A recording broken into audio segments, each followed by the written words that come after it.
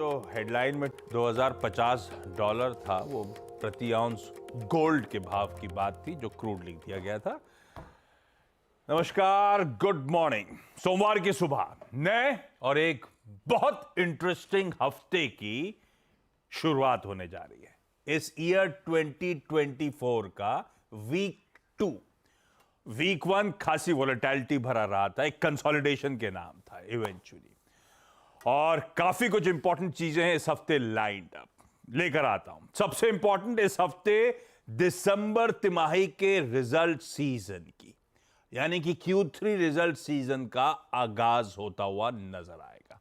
हाँ, इस समय इस हफ्ते लार्जली दिग्गज आईटी कंपनीज के नंबर्स आएंगे, पर इंपॉर्टेंट होगा ये जो बाजार में तेजी है, ये जो बाजार में एक्सूबरेंस बना हुआ है, किस हद तक इंडिया इंक अपने परफॉर्मेंस के थ्रू जस्टिफाई करता है, ये इंपॉर्टेंट होगा जानना। दूसरी चीज, एक नया सरदर्द है। पहले जब पढ़ा था तो उसे पढ़ के लगा था सानुकी, पर अब दिक्कतें बढ़ रही हैं। मैं बात कर रहा हूं रेड सी क्राइसिस की। कोई साइंस नहीं है उस क्राइसिस के कम होने के। इस वीकेंड में तमाम अपडेट्स कहते हैं ग्लोबल शिपिंग मेजर्स वो स्वीज कैनाल का रूट अब टोटली अवॉइड कर रहे हैं। अगर ये सब चलता रहा तो रिपरकशंस काफी बड़े होंगे। इन्फ्लेशनरी इंपैक्ट तगड़ा हो सकता है। इवन हेडलाइन में प्रोड्यूसर साहब ने कच्चे तेल की जिक्र करी थी उसी के थ्रू। और तीसरा और एक और इंपॉर्टेंट चीज, इस हफ्ते इन्फ्लेशन के नंबर्स बहुत सारी कंट्रीज के, लेकिन हमारे लिए इंपॉर्टेंट दो।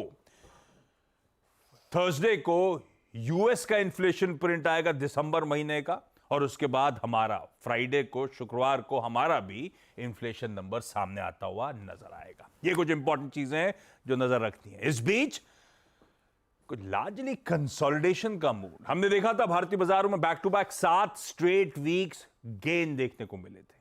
उसके बाद पिछले 3 हफ्तों का परफॉर्मेंस आप लोगों की स्क्रीन्स पर आ जाएगा। मिला जुला रुझान दिख रहा है। अच्छे मूव्स के बाद कुछ कंसोलिडेशन का मान। इवन लास्ट हफ्ते भी वीक ऑन वीक लार्जली एकदम फ्लैट निफ्टी का परफॉर्मेंस देखने को मिला है। खैर, इस कंसोलिडेशन के बीच, इस इवेंटफुल हफ्ते के बीच एक चीज हम सबके जहन में जरूर रहने वाली है, क्या निफ्टी वो 22,000 के स्तर इस हफ्ते छू पाता है या नहीं, वो इंपॉर्टेंट होगा जानना। खैर, आज के संकेत हम फ्लैट ही खुलेंगे। कंसोलिडेशन का मूड शायद कंटिन्यू करे। गांधीनगर से गिफ्ट निफ्टी से इंडिकेशंस बिल्कुल फ्राइडे के क्लोज के आसपास शुरुआत होने के। क्विकली एशिया रख देता हूं। एशिया में एक चीज ध्यान रखिएगा, जापान का बाजार निक्केई आज बंद है।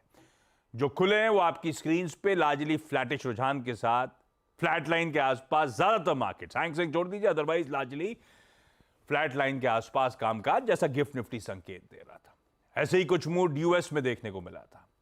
उनके लिए भी इवेंटफुल वीक है। उससे पहले पिछला हफ्ता ठंडा रहा है। साल की शुरुआत वहां पे भी ठंडी रही, और इस हफ्ते दरअसल उनके इन्फ्लेशन के प्रिंट के साथ साथ उनके भी रिजल्ट सीजन का आगाज होगा। फ्राइडे को सारे दिग्गज बैंक्स के नंबर्स लाइंड अप है, तो ठीक है, कंसोलिडेशन का मूड। लेकिन ग्लोबली हमारे लिए संकेत वहां से कैसे आ रहे हैं, मूड मॉल है कैसा, हर्षदा बगल में बैठी है, इनसे बातचीत होगी।